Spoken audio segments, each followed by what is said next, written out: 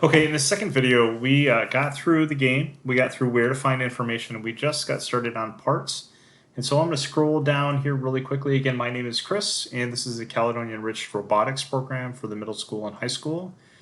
We talked about the game. We talked about where to find information. We talked about a chassis, and we talked electronics. And we were just getting started with structure. So we were talking about the chassis, and the chassis is a metal structure, right? It could be either steel or aluminum. And these are made up of metal pieces. This one particularly is called a C-channel. It has sides and a long bar, and there's many different types of C-channel. This is called angle. Well, C-channel could be wider. It could be higher. It's usually this is 1 centimeter by 3 centimeters. And these little boxes here are about 1 centimeter each. This is called angle. This is a 1, 2, 3 by 1, 2, 3. This is a rail. So the rail will have just two sides, a top and this side and the other side over here, and nothing on the opposite side. This is called a plate. Plate will just be a flat piece of aluminum or steel. And the difference between plate is it's going to be wide as opposed to a bar, which is going to be generally just a one piece here as a bar. So these are your basic metal structures. We have them both in aluminum and in steel. What is the difference, right? Steel is stronger. It's a stronger material. However, it is a much heavier material as opposed to aluminum, which isn't as strong, but it actually does a pretty good job for these particular robots. And the greatest part about that is it's extraordinarily light. However, the aluminum, when we go to actually purchase this, the physical cost of this is much more than it would be for steel. Okay, so that's steel and aluminum structure. The next thing is how do we put those pieces together? So here you'll find some 45-degree gussets. Gussets will marry up two pieces of metal. Here you see some 90 degrees, and these are also 90 degrees, but these will go into a corner.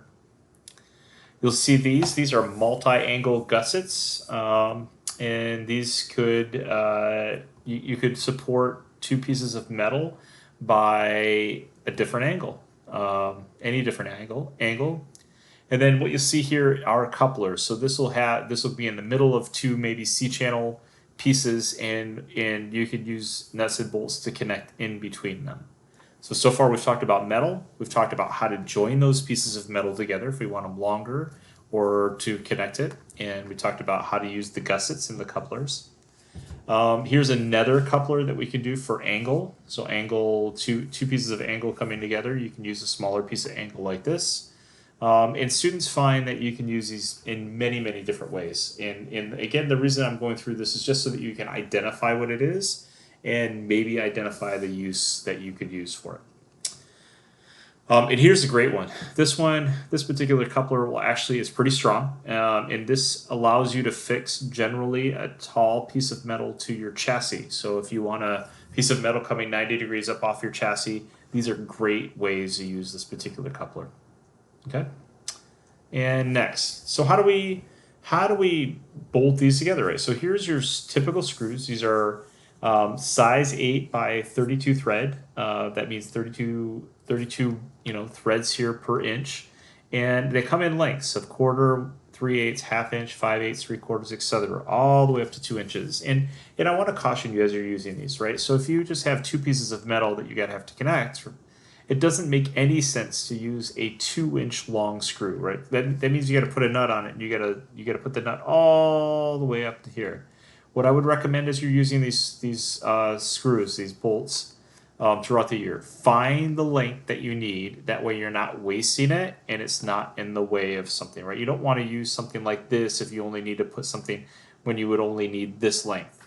Again, also, if you need 3 pieces of metal, obviously a 1/4 inch like this is probably not going to go all the way through it. So just be prudent about the use of your screws, and we have all different sizes and available for you. And that's it. There are smaller ones. So as these are an 8 by 32, these are a little bit thicker.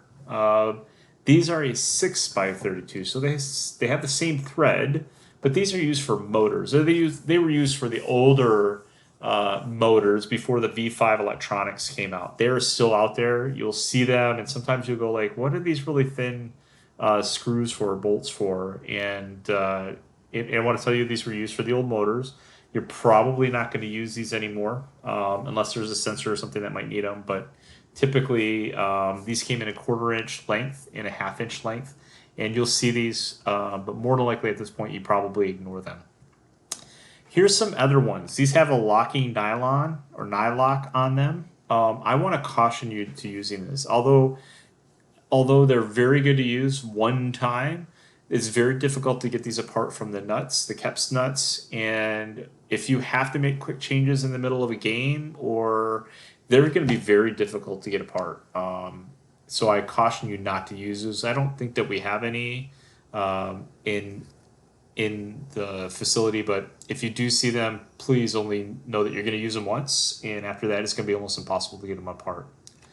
These are shoulder screws, so what you'll do is they pop in, they screw in, and then you have this little collar here, which pieces of metal will ride up and down on. It's called a shoulder screw.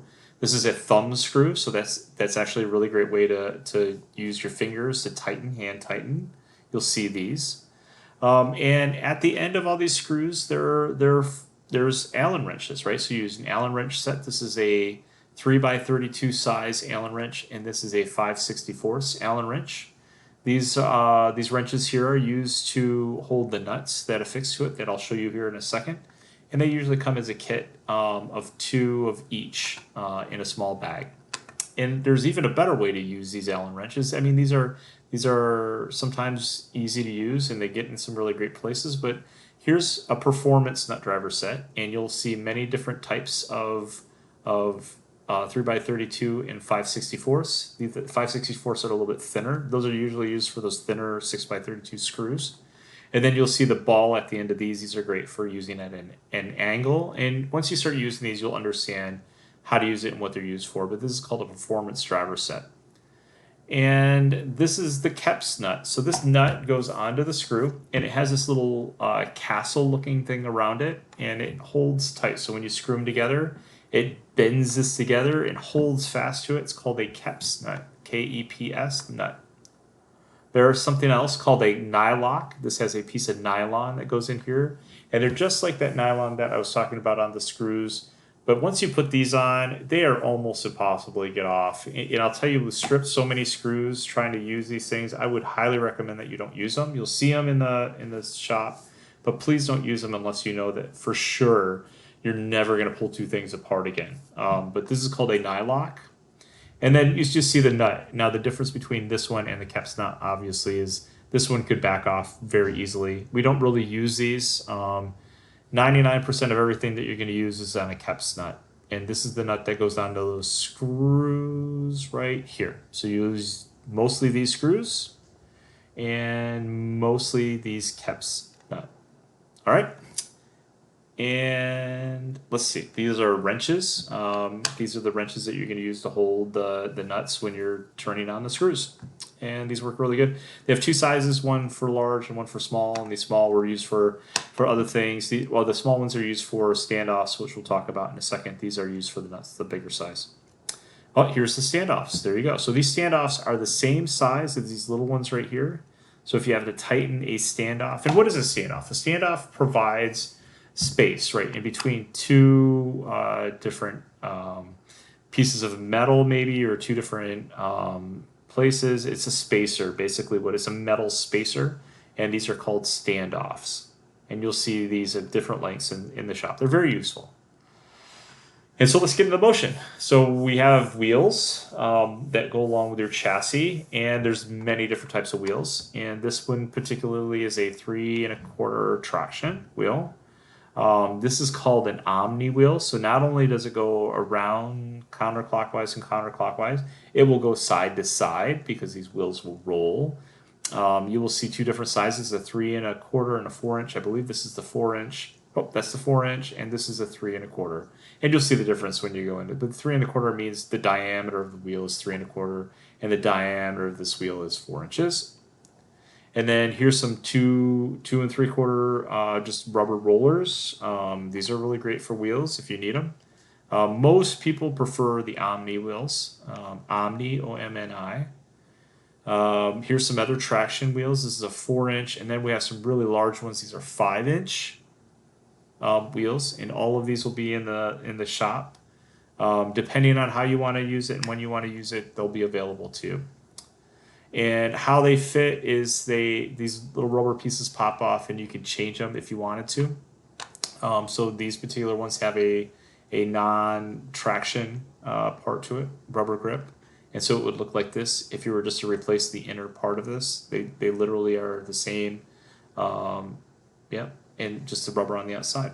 And so this is called a mecanum wheel. This is a really odd wheel, but this will also roll side to side and forward and backwards. And these are wheel lugs. These wheel lugs are great for gripping and great for climbing, great for holding on to things. But obviously you're missing a lot of round parts. So as regular wheels, these probably don't work well. And then these are called impellers or intake rollers. I found them either way. These are rubber all the way around on the outside, and they're really great for grabbing onto things, and they spin just like wheels do. And this is probably a great place to stop. We've been 11 minutes in, but really we were just talking about motion and wheels and aluminum and steel structure. And that's it. And my name is Chris again. Thanks for joining us.